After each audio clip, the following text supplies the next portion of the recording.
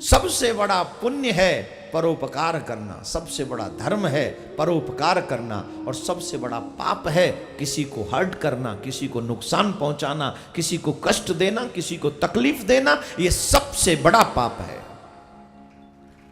गोस्वामी तुलसीदास बाबा ने भी यही लिखा है, परहित सरिस धर्म नहीं भाई, पर पीड़ा सम नहीं अदमाई। जो दूसरों को सुख दो उसके बराबर पुण्य नहीं, और दूसरों को पाप को दुख दो उसके बराबर कोई पाप नहीं। तो ये 18 पुराणों का सार है। अगर धर्म करना चाहते हो तो जिंदगी में एक एम बना लो, उद्देश्य बना लो, I will never hurt anybody. मैं किसी को हर्ट नहीं करूंगा, मैं किसी को कष्ट नहीं दूंगा, और कोई ऐसा कर्म नहीं करूंगा जिससे सामने वाला मुझसे परेशान हो, दुखी हो जाए। हाँ, कोशिश एक रहे, मेरा परिवार, मेरे समाज के लोग, मेरे देश के लोग, जिस लायक भगवान ने मुझे बनाया है, मेरे से अगर प्रसन्न हो सकें, तो ये प्रयास कभी बंद नहीं करने चाहिए। ये प्रयास बदस्तूर चलते रहे।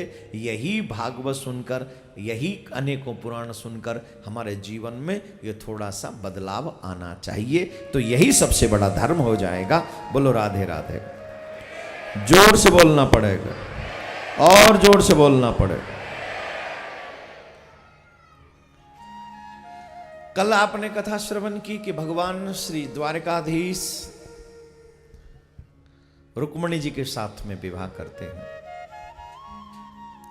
रुक्मणी जी का हरण करके लाते हैं। असल में रुक्मी का भाई रुक्मणी का भाई रुक्मी ये चाहता है कि रुक्मणी का विवाह शिशुपाल के संग हो, और श्री रुक्मणी जी चाहती हैं कि उनका विवाह श्री कृष्ण के साथ में हो। रुक्मी ने शिशुपाल को बुदूला बनाकर बुलाया, उसकी बारात को बुला लिया, और रुक्मणी ने श्री कृष्ण के लिए पत्र लिख दिया। ये तो भगवान के समय में भी पक्ष और विपक्ष तो रहते ही हैं, पाप और पुण्य तो रहता ही है। बहुत से लोग हमसे पूछते हैं कि जब सब चीज भगवान ने ही बनाई है तो ये पाप क्यों बनाया? अच्छा एक बात बताओ, अगर भगवान अंधेरे का निर्माण नहीं करते तो प्रकाश की कोई वैल्यू रहती क्या? अगर झूठ नहीं होता तो सत्य की कोई वैल्यू होती क्या? पाप नहीं होता तो पुण्य की वैल्यू क्या होती? फिर तुमको कौन कहता कि पुण्य करो? और फिर तुम्हें क्या पता चलता पुण्य करने से मिलता क्या है? रावण हुआ तब राम की पहचान हुई कि राम कितने महान है। रावण ही नहीं होता तो फिर राम की महानता को कौन पहचानता? फिर तो सभी राम होते। हाँ, जीव को स्वतंत्र छोड़ा है कि कर्म करने के लिए तू स्वतंत्र है। तुझे जो अच्छा लगे वो तू कर। अच्छा करना है, बुरा करना है, ये तुझे सोचना है, तू कर ऐसे। तो मेरे प्यारे, रुक्मणी जी का हरण करके श्री कृष्ण ले गए, द्वारकाधीश लेकर गए, और पहला जो पुत्र हुआ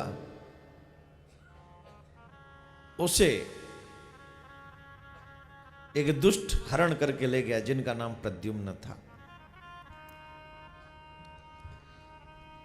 ये प्रद्युम्न वही है कामदेव जिसको भगवान ने रास में परास्त किया है। रास में परास्त किया, उसे समाप्त कर दिया था, तो वही कामदेव पुत्र आकर बना। अब जब क्योंकि उस दुष्ट को पता था कि तुम्हें कृष्ण का ज्येष्ठ पुत्र ही मारेगा, तो उस पुत्र को होते ही वो लेके भाग गया, समुद्र में फेंक दिया, मछली ने निगल लिया। तब वहां नारद जी ने कामदेव की पत्नी रति को भेज दिया, जाओ तुम्हारा पति आ गया। तो उस राजा की रसोई में काम करने लगी, और रसोई में काम करने लगी तो जब वो मछली आई तो उसमें से श्री कृष्ण के पुत्र प्रद्युम्न, उनका जन्म हुआ। अब देखिए, उस दासी ने, जो रति है, जो दासी बनकर रह रही है वहां, मातृत्व प्रदान किया। छोटे से बालक को मां की तरह पाला और उसे पूरी विद्याएं सिखाई, और जब वो वयस्क होने लगे तो उसमें वो प्रेम प्रकट करने लगी, उसमें अपने प्रियतम का भाव देखने लगी। तो एक दिन प्रद्युम्न ने कहा, देवी ये ठीक नहीं, आपने मुझे बच्चे की तरह पाला है, मैंने आपको हमेशा से मां की तरह सम्मान दिया है, तो अब आप ये व्यवहार कर रही हैं, ये मुझे अच्छा नहीं लगता। देवी जी बोली सुनो सुनो सुनो, हम कोई मावा नहीं है आपकी, हम तो हर एक जन्म की आपकी पत्नी हैं। आप हमारे पिया कामदेव हो, हम आपकी पत्नी रति हैं।